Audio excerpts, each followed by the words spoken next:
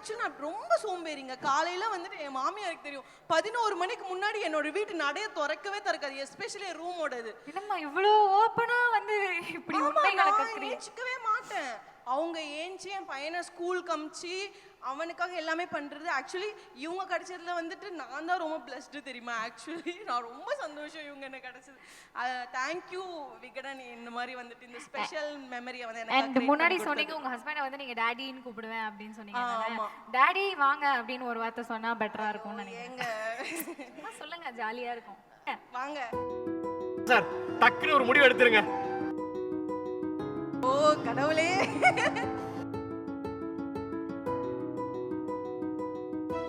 அப்பாவோட கடமைகள்.